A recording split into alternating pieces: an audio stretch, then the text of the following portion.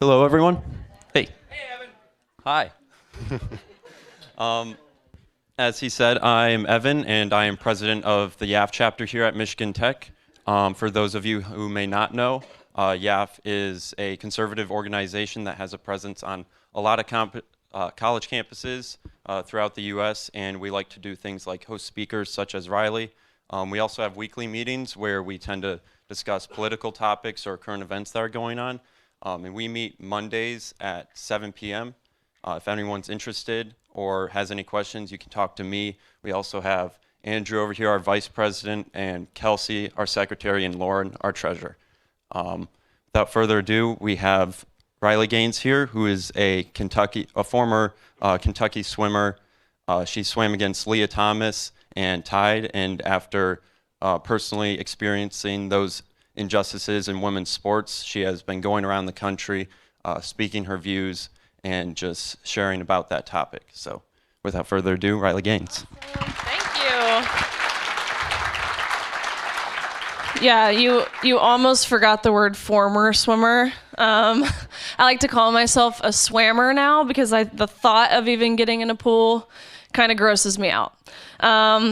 But as he said, I did graduate from the University of Kentucky. A little background on myself. I graduated with my degree in human health sciences and health law. I had every intent of this year actually being in dental school, but I've kind of put that off this past year because I realized dental school will always be there. But the relevance and the importance behind the issue that I'm here to talk to you guys about might not always be there. And so I've reapplied, and I'm set to go to University of Tennessee for school this fall. I actually want to do endodontics, which is like root canals, weirdly enough. So we'll see. But little swimming background. I actually finished my career at the University of Kentucky as a 12-time NCAA All-American, a 5-time SEC champion. I'm actually the SEC record holder in the 200 butterfly, which makes up for my really big shoulders that I like to cover with my hair. But I'm a 2-time Olympic trial qualifier. I was the SEC Scholar Athlete of the Year, SEC Community Service of the Year, or Community Service Leader of the Year. So all these things I'm really proud of. All of these things would have never been possible without Title IX, of course, in the women's sporting category to begin with. And so I'm from Nashville, which is why I'm also poorly dressed for this coldness here. It was like 80 degrees all week at home, and so I got burnt, and so I just was not expecting this. But I started swimming at the age of 4. I'm 22 now, so I've dedicated 18 years of my life to my sport. By the time I turned 8, so in 2nd grade, my summer league coach convinced me to swim year-round. So this meant that in 2nd grade, you're swimming 2 hours every single day, and it really only gets worse from there. Or I guess I should say it gets harder. It only gets harder from there because then you get to middle school and high school and you're practicing before school, you go to school, you shovel your food down in the car on the way from school back to practice again, go to practice, come home, eat your dinner, do your homework, ice your shoulders, go to bed, wake up, do it all again the next day. Because that's kind of just what you have to be willing to do to succeed at that level. And so I missed out on proms, I missed out on sleepovers and vacations and all of the things that make up a somewhat normal childhood. But again, I was willing to do this. And so my junior year in high school comes around and the recruiting process starts. And so I was very fortunate that I was pretty heavily recruited. To be totally frank, I really could have got anywhere in the country that I wanted. And so my dad, he was an SEC football player. He played at Vanderbilt and then went on to play in the NFL for a while. My mom, she was a Division I softball player. All of my uncles played in the SEC. And so I'm sorry, I don't know if you guys what conference you guys are up here, but I'm a little biased. And I think the SEC is the best conference. And so I started taking my trips. I truthfully, ever since middle school, I thought I was going to be a Florida Gator. But I go on all my trips and I go to Florida, and I don't know if I just had these bigger expectations in my head, but I didn't love it. And so I eventually, kind of on a whim, go to the University of Kentucky. Truthfully, it's because my boyfriend at the time, he liked Kentucky, and so I was like, okay, well, we can get free basketball tickets if we go on this recruiting trip. And so I on a whim went, but I loved it. They weren't a good swimming school necessarily, but something about it just kind of felt like home. I loved the coaches, the team, the Lexington. And so, again, on a whim, I called them one day without even telling my parents, without even really knowing what I was doing, and I committed. And I couldn't be more grateful that I did. And so I eventually get to college. My freshman year, it was pretty good. I did some good things, but nothing crazy. I think it was a lot of adjusting because at the collegiate level, you're swimming in the water 6 hours every single day, 3 hours before 8 a.m. So you swim 5 to 8, again, go to class, go to your tutors, go eat if you have time, and then you come back for practice from 1 to 4. So it was a lot of getting used to and adjusting, and so I didn't qualify for NCAAs, but I was improving. My sophomore year rolls around, and I was having this breakout season. I had finally adjusted, and I was getting really consistent within my diet and my sleep schedule and all of the physical rehab and stuff I would do. And so March rolls around, which is when our NCAA championships are. We're gearing up, we're ready to go. We start tapering, which means you start coming off in yardage, which is like the best time of the whole entire year. But then COVID hits. 3 or so days before we were supposed to leave for our national championships, which is the meet you train all year for. 3 days before we were supposed to leave, the world is shut down. America shuts down, really. And so we got told we were being sent home, which in swimming, you never get sent home. You're there all summer. You're there Christmas. You're there Thanksgiving. You only get 1 week off in August each year. And so when we got told we were being sent home, I was kind of like, yes, like I get a break, like this is going to be so fun. But I think maybe 2 days into that break, I was stressing so badly, wondering, okay, I know we're going to have to come back eventually. So how can I continue improving in this time if there's no pools open? There was obviously no gyms, no pools, nothing to where we could continue getting better. And so, like I said, being from Tennessee, there's lots of lakes. And so every day I put on a wetsuit and every day I swam miles aimlessly in the lake because I knew this was the only way I could continue improving. And so I kind of found this little route where I'd jump in at the boat dock and I'd swim down to Johnny Cash's house, which is a couple miles down, and then I'd swim back. Again, all in hopes to put myself in an advantage when we came back. Which is truthfully exactly what happened. We came back my junior year, and it's almost like I picked up right where I left off, whereas I know a lot of people didn't have the same luxuries that I had.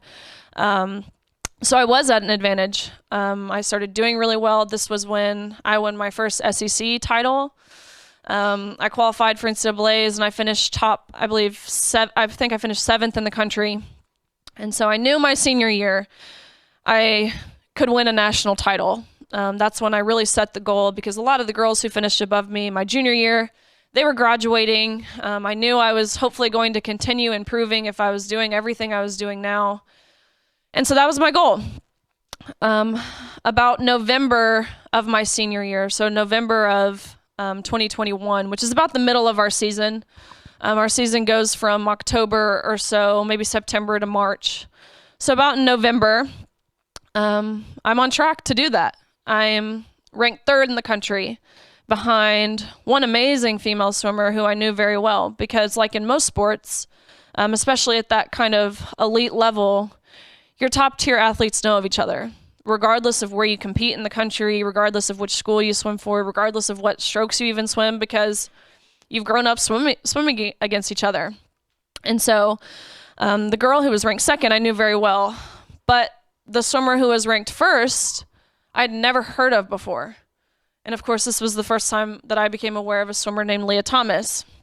And so, unbeknownst to me that this was anything other than a female at the time, there was a few red flags.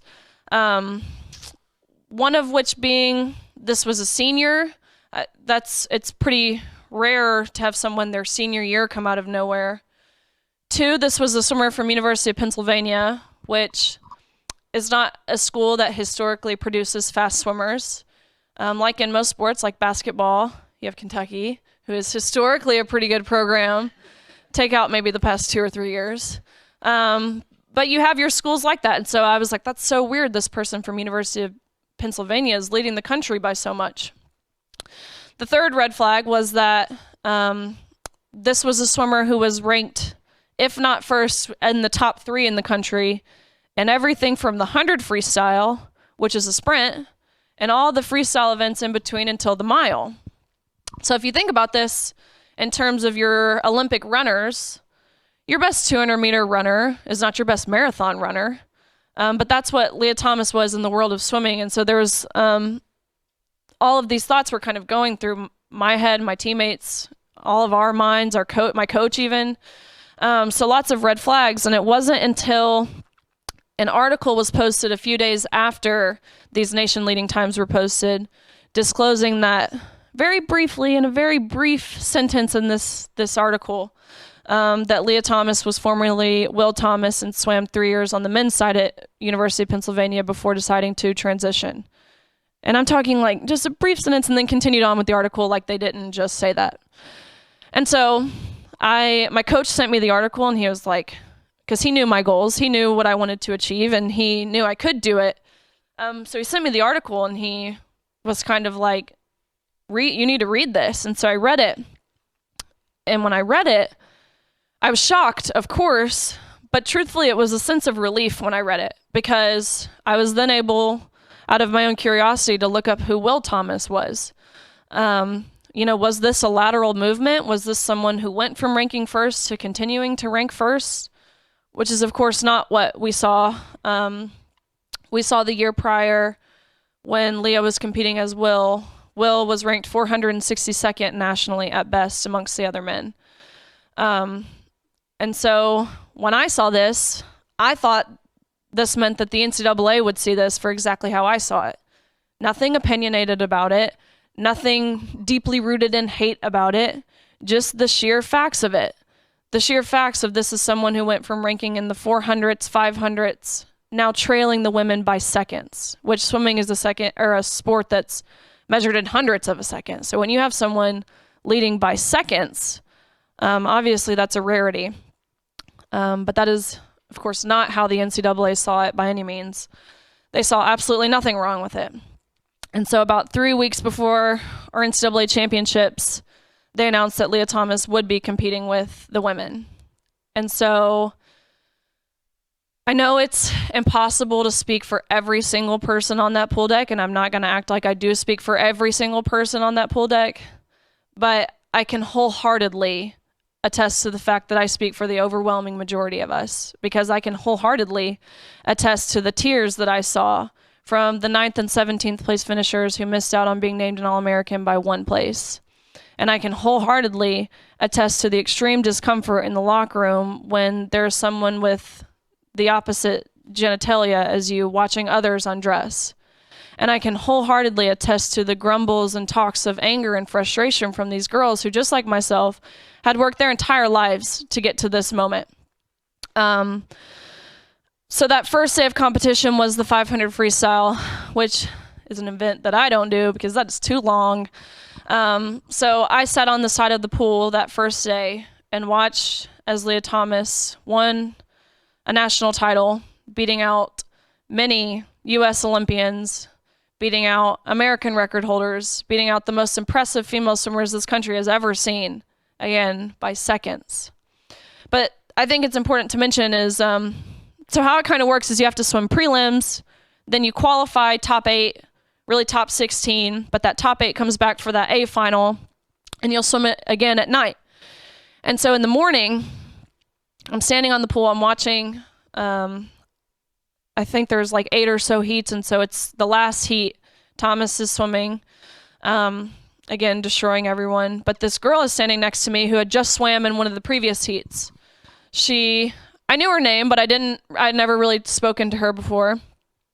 She was from Hungary. She swam at Virginia Tech, and she stayed her 5th year because of COVID. We had an extra year of eligibility, which why anyone would use that, I don't know. But she did. She had the goal of becoming an All-American. And so she's standing beside me this first day, and she was out of breath. She had just swam. She's watching this last heat to see where she ranks and if she makes it back at night, because she knew it was going to be close. She knew what she had to go and what the people swimming had to go for her to get top 16. And so she's standing beside me, and the finishers, it shows up on the board where she ranked, and she got 17th. And she looks at me with tears in her eyes, grabs my hand. Again, I don't know her that well. Grabs my hand and says, "I just got beat by someone who didn't even have to try." And that's when my mood shifted, because up until this point, I felt kind of angry. I just felt kind of frustrated by the whole thing. But when she did that, the feeling changed to total heartbreak. I mean, it felt like I'd been punched in the gut when I saw how upset she was. And so that was kind of that first day of competition. And then the second day was the 200 freestyle, which is the event that both Thomas and myself competed in. And so we both qualified top 8 in the morning, and then we come back at night and we swim. And almost impossibly enough, it ended in a tie. We went the exact same time down to the 100th of a second. We both went 1 minute, 43 seconds, and 52 100ths or something of that nature. And so upon tying, we go behind the awards podium where they give you this little dinky trophy, and you're marched out and you're named an All-American, and you stand on the podium. And it's a really big honor to finish top 8 in the country. And so we go behind the podium, and the official looks at both Thomas and myself, and he says, "Great job. You guys tied. We don't really account for ties, so Leah takes the trophy." And so obviously I was kind of taken aback by this. And so I say, okay, I understand we don't account for ties in terms of trophies, and I get there's one trophy, but why are you adamant on giving this trophy to Leah? What's the thought process here?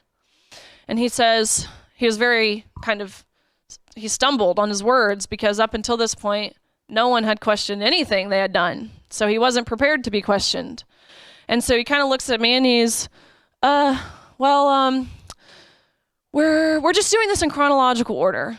And I said, okay, well, could you inform me what we're being chronological about? Because we tied. And he says, well, Leah has to hold the trophy for photos. You can pose with this one, but you'll give it back. You go home empty-handed. Leah takes the trophy home. And so that is what thrusted me over the edge into feeling comfortable enough to publicly acknowledge how this is harmful to women. Because up until this point, truthfully, I was waiting for someone else to speak out. Some other swimmer could do it, or some coach needs to do it, a parent, someone within the NCAA, someone with political power, someone who is supposed to be protecting us was supposed to be protecting us, and they weren't. But when this official reduced everything that I had worked my entire life for, which was not unique to just myself at that meet, all of us, when he reduced everything we'd all worked our entire life for down to a photo op to validate the feelings of a male, that's when I had enough, because it kind of hit me, if we as female athletes aren't willing to stick up for ourselves, how could we expect someone else to? And so that's kind of my story on what's pushed me specifically over the edge. But I know I touched on the locker room piece, and I want to kind of touch on that a little more, because I think it's really important, and it's a piece that a lot of the media doesn't want to touch, and a lot of people just don't realize, because at least from my own experience, when I heard the term trans woman, you think of someone who is fully transitioned, someone who has testosterone levels that are computable to that of women, which we know now is impossible, especially after just 1 year of hormone suppression. But that's what you kind of think in your mind, is it's relatively fair.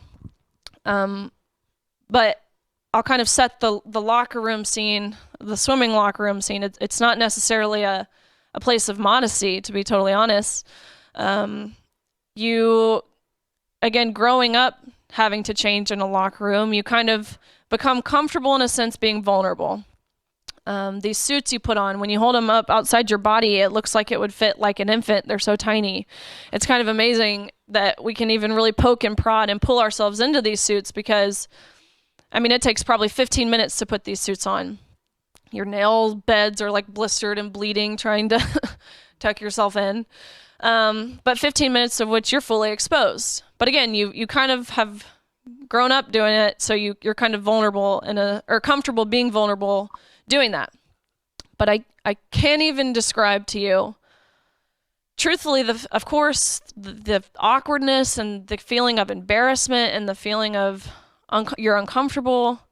But truthfully, it felt like betrayal when you turn around in that locker room. When you're not forewarned, you're going to be sharing this locker room space. And there's a 6'4" male dropping the clothes fully intact and exposed fully intact with and exposing male genitalia, undressing in the same place you're undressing.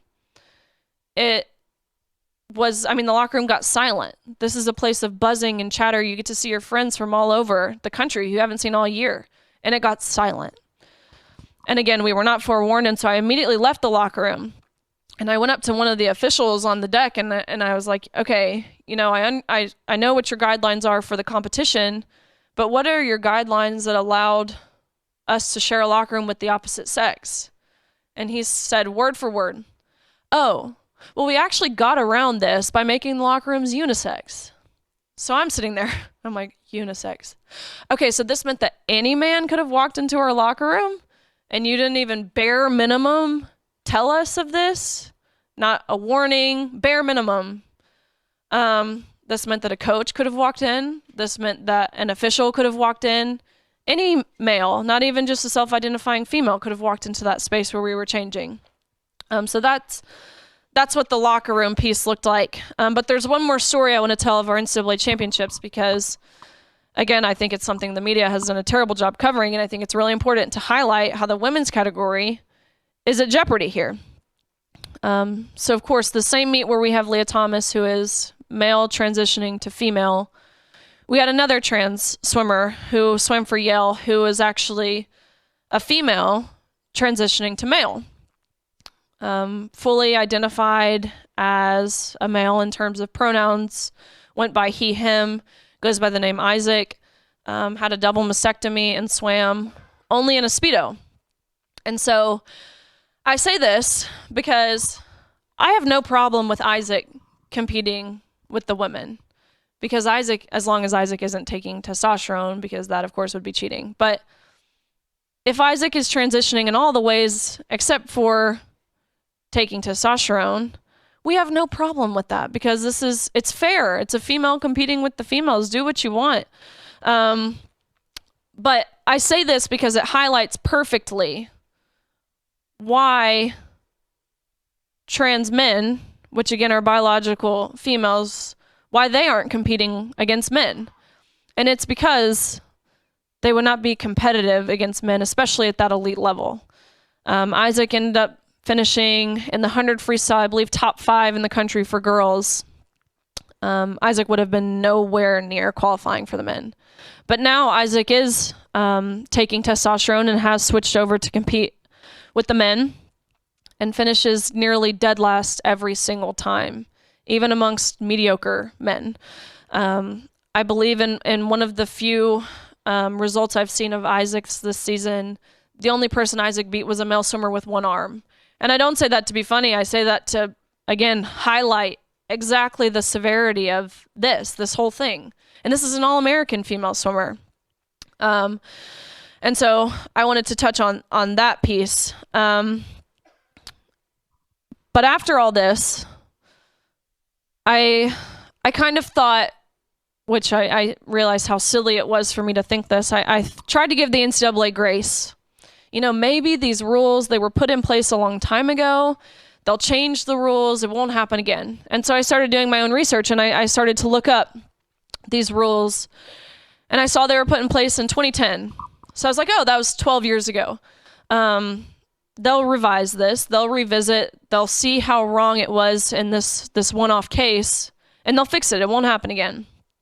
And a few weeks later, I got an email from my university And they alerted me that they had nominated me for NCAA Woman of the Year, which is the most prestigious award for collegiate female athletes.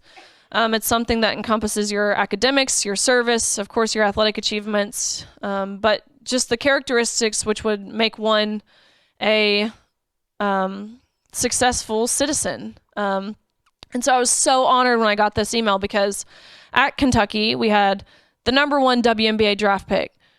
We had Abby Steiner, who's breaking world records in track. We have a national championship volleyball team, a national championship rifle team, but they nominated me, and I was thrilled, over the moon. But then the NCAA released a full list of nominees, and it was not exclusive to just women, because they had nominated Leah Thomas for Woman of the Year as well. And that's when I realized how silly it was to give the NCAA grace. This wasn't something that just happened. This is something they're encouraging. This is something they're celebrating. And so that's when I knew that I wanted to do something to make a change. I kind of reluctantly, I called my athletic director because I never wanted to paint my university in a bad light. And I called him and I said, hey, this is what happened. This is how we feel. When I say we, I'm talking about my teammates at Kentucky at this point.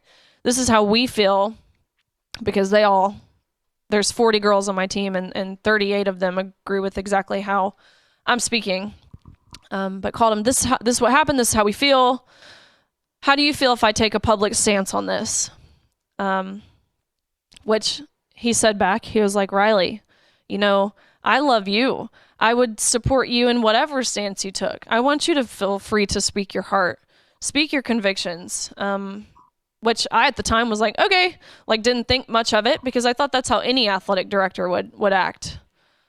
I could not be more wrong based off conversations I've had with other people, which is why I say it's a blessing I ended up at Kentucky, because there's no other athletic director in the NCAA who's taken that approach.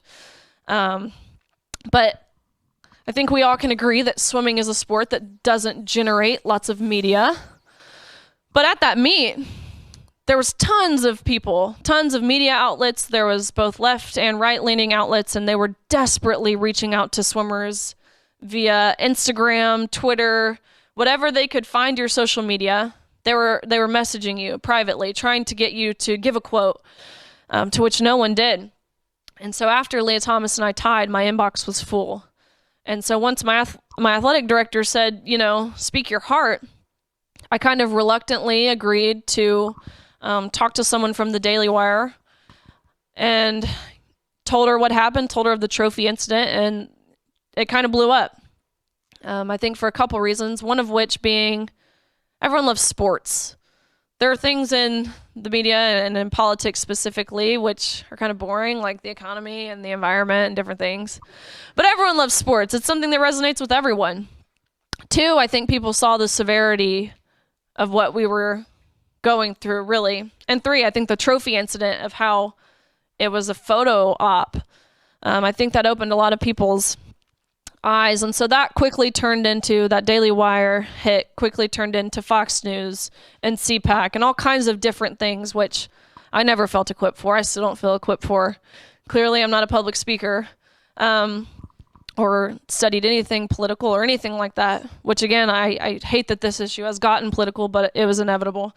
And so lots of different right-wing media outlets, which was good in terms of spreading the story and kind of opening eyes. But to be honest, I felt like I was preaching to the choir. All those people agreed with me. Everyone who watches Fox agrees with this. So I made it my mission to reach the people who didn't agree with me, because they were the ones who needed to hear this. Again, nothing hateful about it, just exactly what we went through, our experience, nothing opinionated, our experience. And so I started reaching out to CNN. I started reaching out to MSNBC, a bunch of local left-leaning outlets from my hometown in Nashville and Kentucky. And every single one of them said, no, we don't want to give you a platform to spread hate. So I very quickly, of course, got labeled as some right-wing grifter, naturally, right? But it was so frustrating to me, because I was doing everything in my power to reach the other side, but they weren't willing to hear from me, which this is when I started to become eye-open to how a lot of these things, how the media, how it all works, because they don't want your side of the story. They don't want your dialogue. They don't want to have conversations. You're just immediately labeled some sort of phobic or ism or something. So my parents always taught me either put up or shut up. You can complain all you want, you can talk about it, you can whine all you want, but unless you're willing to make changes, then it does no good. And so I felt like I was whining. I still feel like I'm whining. Who wants to keep hearing my voice in my face? Probably not a lot of people. But actually the overwhelming majority probably do. But I just felt like I was a broken record. And so, of course, my goal was to make changes, but how was I going to do that? And so that's when I started to get involved on the legislature side of things, writing policies that would prevent this from happening. And so far, I've traveled to, I can't even probably count how many states to help these lawmakers either write their Fairness in Women's Sports bill or testify in support of their Fairness in Women's Sports bill, which typically protects anywhere from kindergarten through college. It just ensures people compete based off their biological sex. And so far there have been 19 states that have passed this bill or a similar bill, 14 of which protecting the collegiate level. And then I started to get involved on the federal level. Specifically in, I think it was June or July of this past year, when the Biden administration announced they were rewriting Title IX to where now it would stop discrimination on the basis of gender identity, which would mean males could join women's sororities, they could live in dorm rooms with women, they would have full access to any sort of restroom or changing space on campuses intended for women. They could take their athletic and academic scholarships. So that's what that would look like. And it actually, under this new rewrite, which is 700 something pages long, intentionally, I'm sure, because who in the world would read 700 something pages of this? But I did go through and look through some of this, and in this new Title IX rewrite, it's actually sexual harassment to misgender someone. It's not sexual harassment for them to be in your locker room parading around with the opposite genitalia, but it's sexual harassment if I were to call Leah Thomas a he, which I think is just crazy. And so I started getting involved on the federal level to uphold Title IX because I so greatly benefited from Title IX. Sports has given me the leadership, being a 2-year team captain, given me the leadership and the confidence and the security to be doing exactly what I'm doing. And so I think it's so important to uphold Title IX. And so I went down to Capitol Hill a few weeks ago and filed the Stubbe bill, which is a bill on the House side that upholds Title IX. And I helped Senator Tuberville from Alabama write his version on the Senate side that would uphold Title IX. So really good things. And obviously this is not an issue that will be won overnight. It's a marathon, not a sprint, and I am appreciating all the little steps and all the little victories that we're getting in this process. One of which just being this a few weeks ago, actually I think 2 weeks ago, when Sebastian Coe of World Athletics announced that they would be prioritizing fairness and the integrity of sport over inclusion, which would prevent anyone who has gone through male puberty from competing in elite track and field events. So this means the Olympics, essentially anywhere where you could break a world record.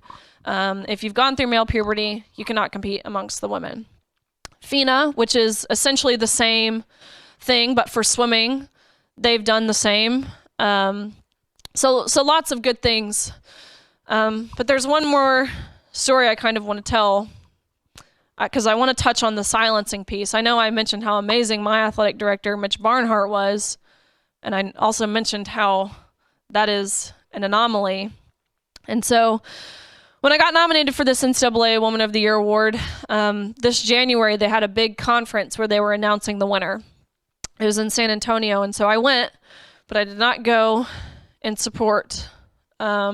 We actually created a petition in just a matter of 2-3 days and got nearly 11,000 some signatures.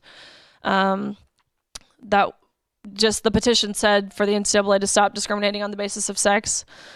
We also created a legal demand letter that said if the NCAA doesn't stop discriminating on the basis of sex, there will be legal action taken. And so up until this point, the NCAA, I sent email after email and letter after letter to which I got no response. But when we were there in person, they were forced to look at us. And so we were able to directly hand them the petition and the legal demand letter, which is the farthest anyone has gotten even up until this point. But at this convention center, or at this conference, they did have a convention where all the athletic directors, you could buy a booth, and the athletic directors would walk around, and you could kind of sell your stuff. Typically, it was like phone services and different things. But I applied for a booth. I wanted to get in front of all these athletic directors. I wanted to pass out stuff, and so when I applied with my name, I got denied many times. But then I came up with an alias, to which I was not denied. So I bought a booth inside this convention center with a couple other groups, groups both leaning very left and very right, which I think is pretty powerful. But we bought this booth, and we, of course, handed out pamphlets and told stories of this happening to girls in the NCAA all over the country. And I say this because every single athletic director who walked by, every single one, they kind of whispered, "We agree with you. Keep doing what you're doing. It's so important. Keep fighting. We can't really say anything publicly because we don't want to be sued or we don't want to lose our jobs, but, you keep doing what you're doing." Even the president of the NCAA, Mark Emmert, who has now stepped down, but after all the Lia Thomas stuff, a few weeks after, he released a statement saying he unequivocally stood in his decision to allow Lia to swim because it was based in evolving science. I saw him at this convention center, right? And he comes up and he says, "Hey, keep fighting, keep doing what you're doing. It's just so necessary." And I'm like, the irony of it all, because he's literally the one we're fighting. But I say that because the silencing piece here, even the people in these governing positions feel like they're being silenced. I've talked to Lia Thomas's teammates at great lengths over this past year.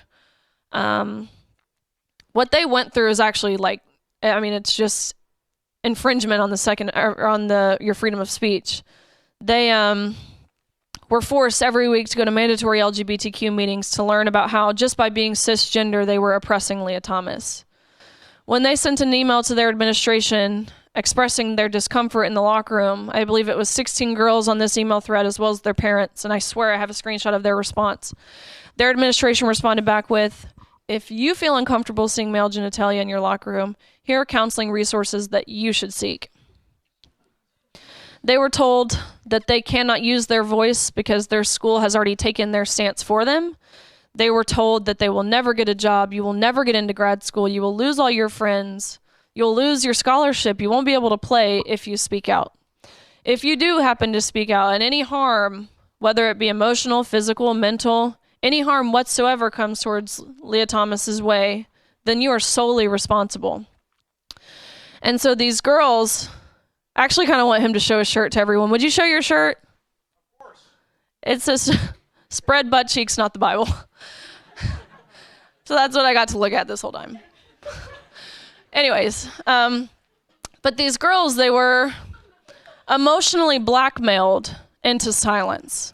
They were threatened, they were intimidated, they were, it's terrifying what they went through. And so that's why I give props to my athletic director whenever I can, because what they went through is a lot more common than what I did.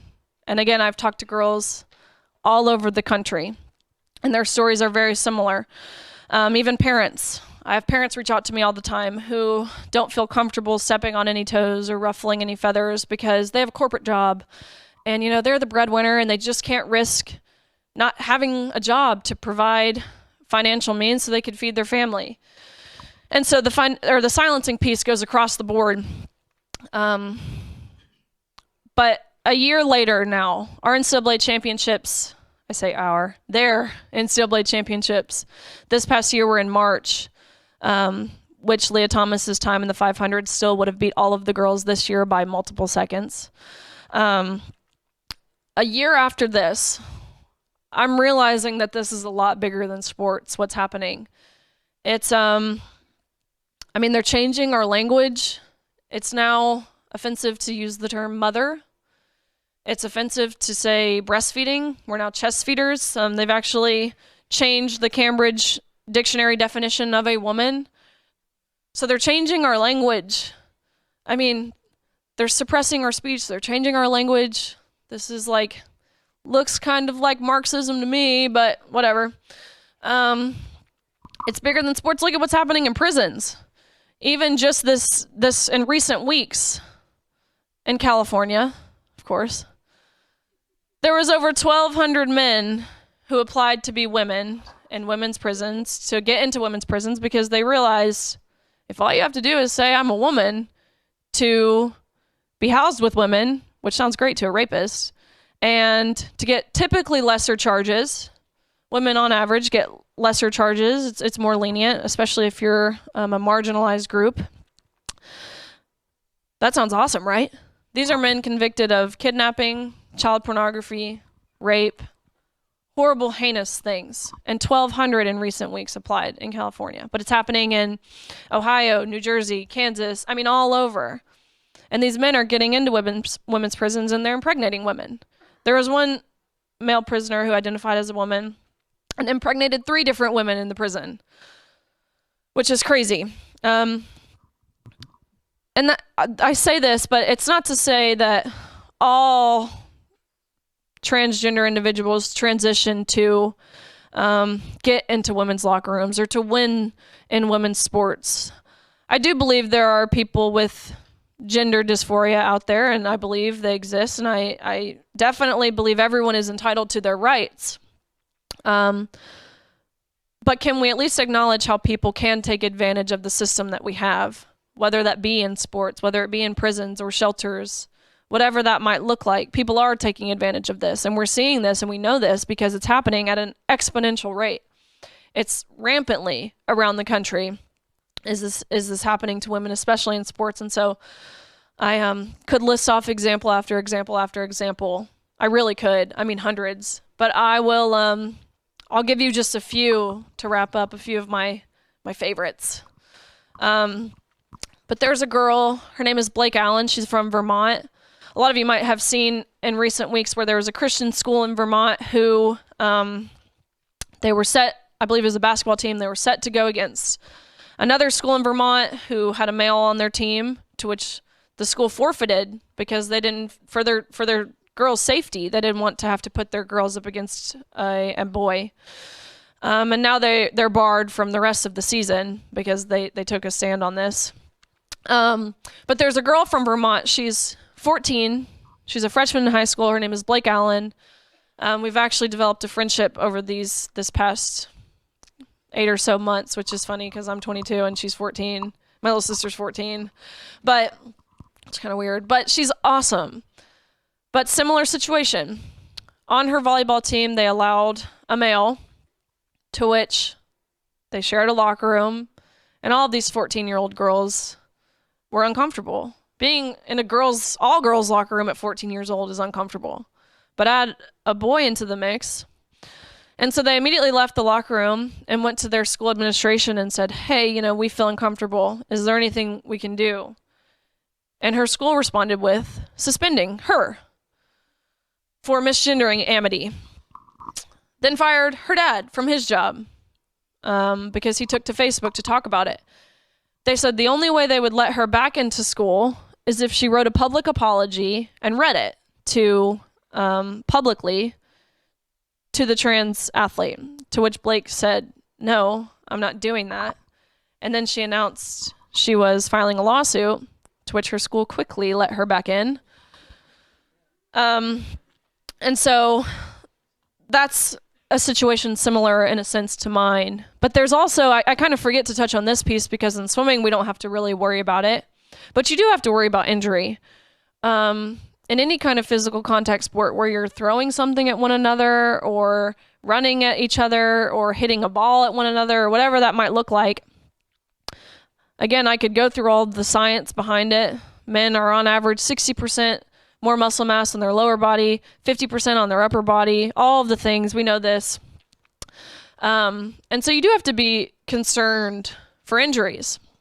And so I'm sure some of you might have seen there was a high school volleyball team in North Carolina where same thing, guy on an all women's team going against a women's team, jumps up, spikes it, hits the girl in the face. I mean, it looks like it's going 150 miles an hour. Even still, she's dealing with vision problems where she's been hit. Which I want to add, in volleyball, the male's net is 7 inches higher than the women's net, which acknowledges biological advantages. It's almost like men can jump higher. But another piece I want to touch on is prize money. Women who do this professionally or even at an amateur level, this is their way to make money a lot of times, whether that be skateboarding, a lot of kind of your not so typical sports, so skateboarding, ultimate frisbee. This next story makes me wonder why I never played disc golf. I don't know anything about disc golf, but if there's this much money in it, I guess it's never too late to start. But there's a male disc golf player, which I want to mention. In disc golf, they have open leagues. They have a league for people who are non-binary. But this is a male. His name is Natalie Ryan, who is playing against the women and has taken $47,000 this year in prize money from women. That's also happening a lot in cycling, where males are taking money from women. So I could, again, go example after example because I'm realizing week by week my story is less and less unique. But really what this all boils down to is we're denying objective truth. I mean, to deny man versus woman is to deny the sky is blue. It's, to me, I know we had this guy up here with his shirt that said, "Spread your butt cheeks, not the Bible," but this whole thing to me, it's no longer right versus wrong or good versus bad. This is truthfully, in my opinion, spiritual warfare. It's gotten to the point where they want to break down a lot of these things being pushed, the media. They want to break down your family. They want to break down faith, and they want to break down freedoms. And like I said, a lot of this stuff is kind of related or rooted in Marxism. But that's kind of my spiel. I guess I can open it up to questions. If anyone has questions, I would love to answer, or if anyone would like me to dive deeper onto something I did not do a good job explaining, which is probable. If you need to pass this one, talk about. So everybody, let's give Riley a round of applause.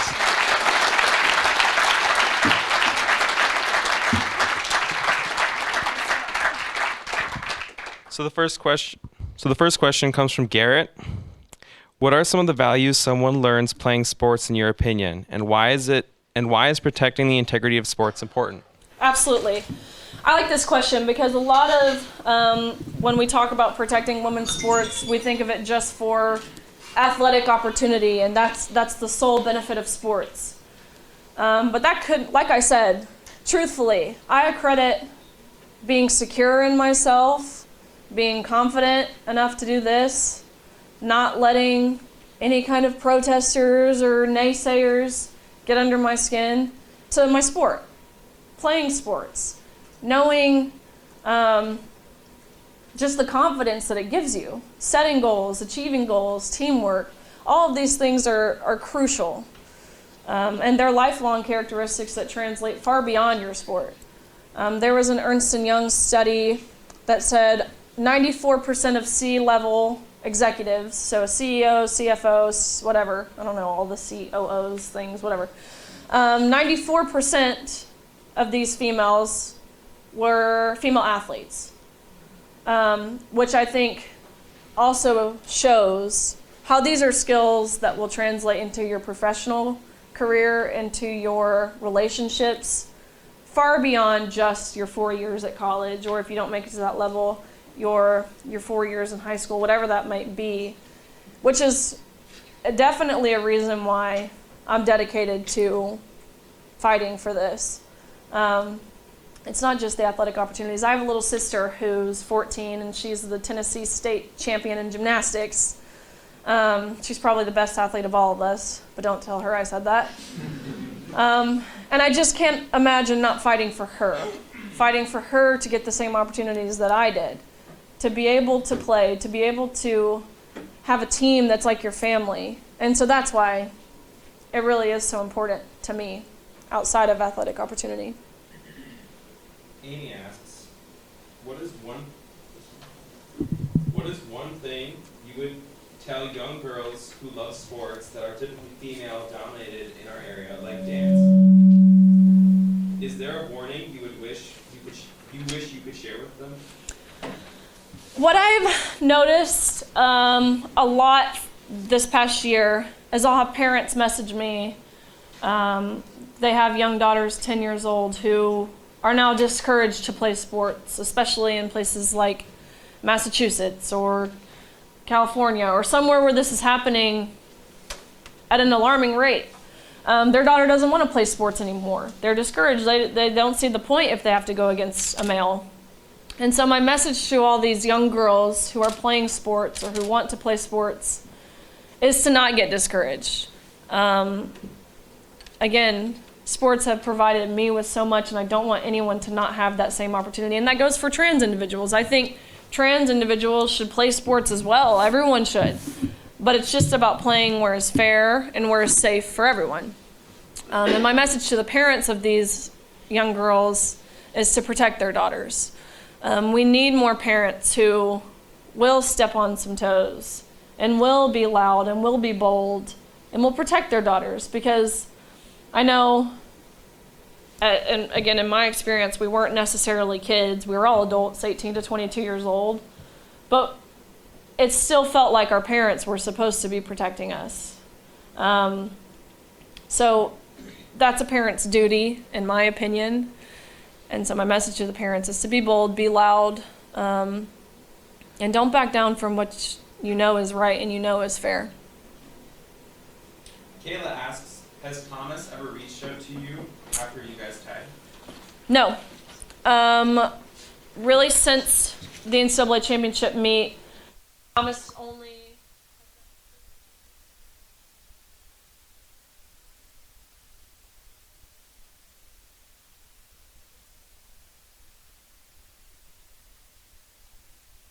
I have no animosity directly towards Thomas. I do think Leah is selfish, and I do think Leah showed an utter disregard for anyone else other than himself.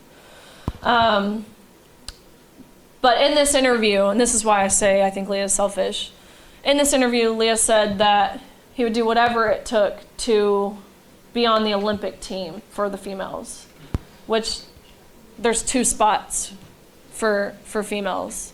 And Leah would have never, ever, ever remotely qualified for that level competing against the men. And so to feel confident and comfortable and proud saying that, that's why I say Leah is selfish. Not because I have I get called transphobic all the time. That word means literally nothing to me now. But it's not because I'm transphobic. It's not because I have a hatred towards trans individuals. It's because I think Thomas is selfish, and I would say that about, if it was just a male who identified as a male saying this, it has nothing to do with, to me it's just narcissism. But no, Leah has not reached out to me. Jordan asks, how can we help bring civil dialogue into spaces on campus and athletics to help foster these conversations with those who disagree with us? This one's tricky because, especially the on-campuses part, because I think we can kind of all see the direction which a lot of college campuses are going. It's now essentially criminal to be conservative or to have a conservative thought. A lot of people I've realized with this issue who aren't conservative, lifelong liberals even, who disagree with this. But the minute they say it out loud, they're deemed a bigot, which is terrifying to them, so they would just rather not say it. But what I've realized with people who have something negative to say, it says a lot more about them than it does you. It was really hard for me at first to all the time be told, actually these didn't really bother me, when they would say, your hair looks like extensions, which it's not, or you're ugly, or maybe you should have just swam faster. I'm like, what a good idea. I never thought of that. Genius. I realized these people they had nothing to say to invalidate my argument, which was, I very quickly realized no one could say anything about what I was communicating because, again, it was not opinionated. It was literally our experience our factual experience that we went through. So they couldn't say anything about that other than call me a bigot. I realized when you can't even say anything about what I'm saying, rather than just attack me, your argument has no weight. You have no backing behind you because you have nothing to solidify yourself with. We're fortunate that on this side of the argument, especially in regards to sports, we know 12 months of hormone suppression will not erase male advantage. It can't. Even if males could get computable testosterone levels, which they can't, there's still things like heart size, lung size, of course, limb size. It's silly, men have even a 40% larger throat than women, which will not be negated with testosterone suppression, which that contributes a huge part to success in swimming. And so we have all of the facts, we have all of the science on our side. What we don't have is the emotional piece, which what I've noticed at these state legislature, or when I go to these states and testify, the opposition always brings up, they make it about humanity. They make it about how the suicide rate within trans individuals is 20%. 1 in 5 trans individuals tries to commit suicide. And so they have that emotional piece.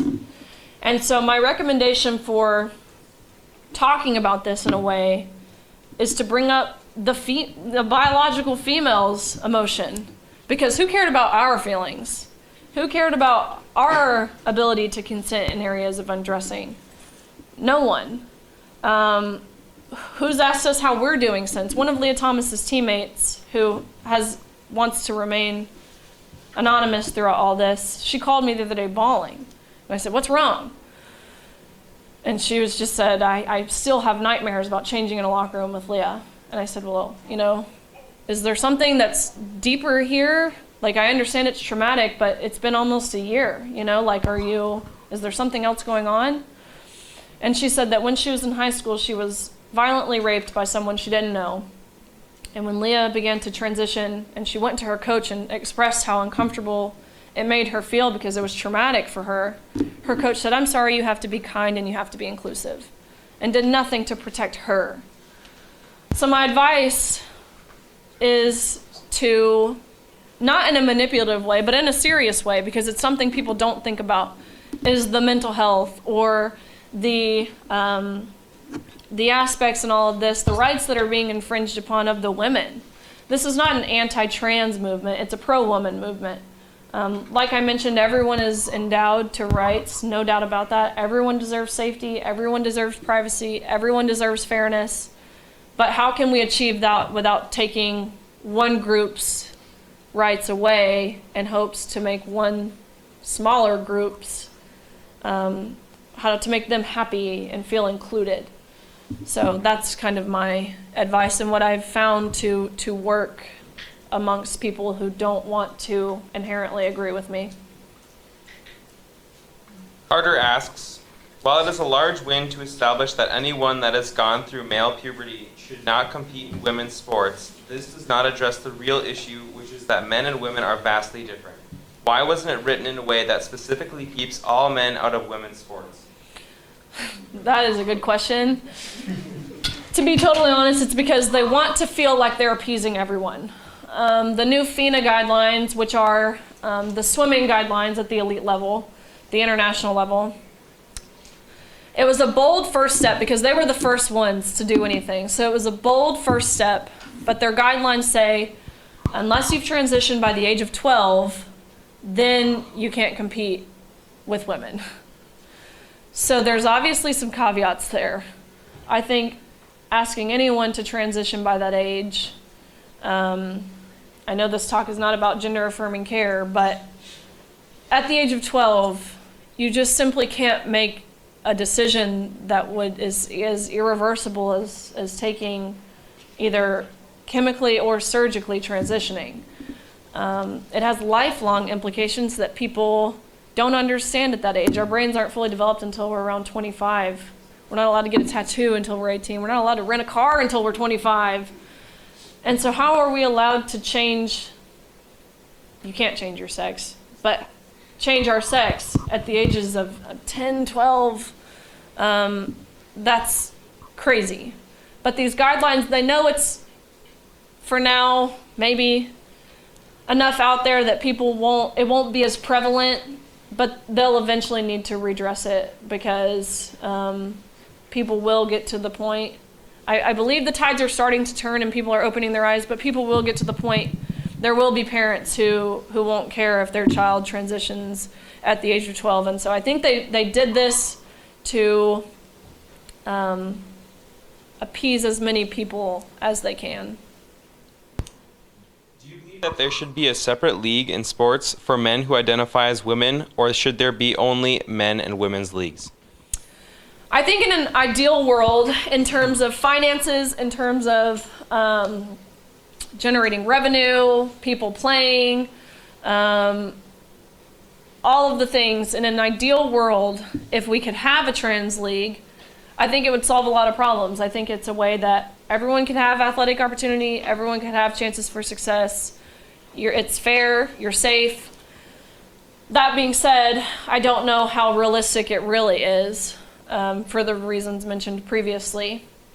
I just don't really foresee it happening in a lot of sports, which this could work potentially in sports like swimming and track and field or something where you have a time and you're on a team, but you're kind of competing individually.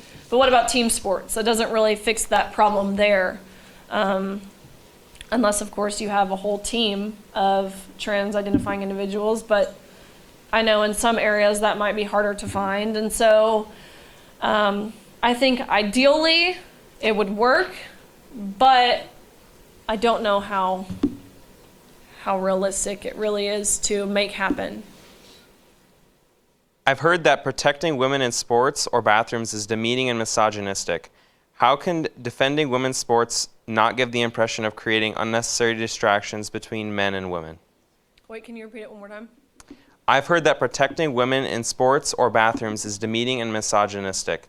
How can defending women's sports not give the impression of creating unnecessary distinctions between men and women?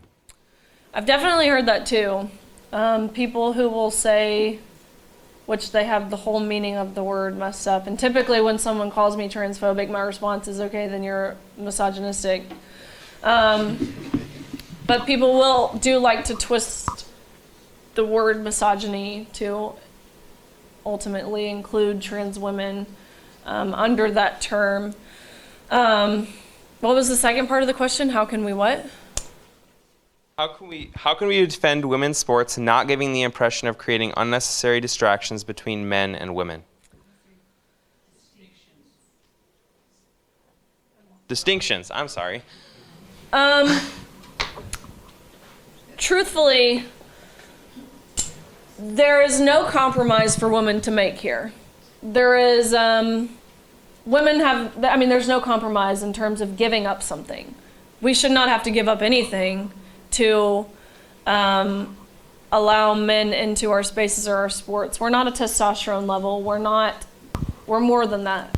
A male could never understand what it's like to train as a female. I could list off many, many reasons why, one of which going through your menstrual cycle where you're competing, or the side effects of birth control while you're competing. These are things that a male would never understand. And so unnecessary protections,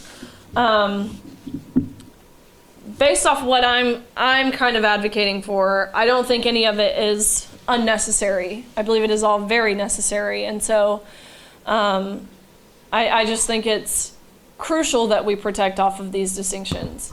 There are other aspects of life that don't rely on biology and or sex or physiology or anatomy or different things, like in the workplace or within your personal relationships. Those are more, to me, something that you could protect on the basis of gender identity, but in something that requires strength, or even in the military, where we have two different standards of testing for men and women in the military. These are things where we can't allow males who identify as women to be placed under that women's umbrella, because it's harmful. It's harmful to this whole movement, this whole gender ideology movement, specifically targets women and children, and so the whole sports piece is detrimental to women's sports, and it's really the eradication of women. That's kind of what we're leaning towards. Even just today, I saw, it might have happened yesterday actually, but in the WPGA, so golf, a male won. So it's just, it's the erasure of women is what it is. So I hope I answered that correctly. I don't know if I fully got the question right, but hopefully that was okay. Everybody, let's give Riley another round of applause.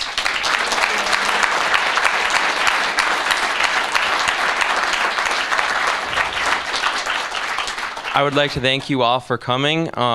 To you guys who make events like this possible, coming in, supporting us, showing up to our events.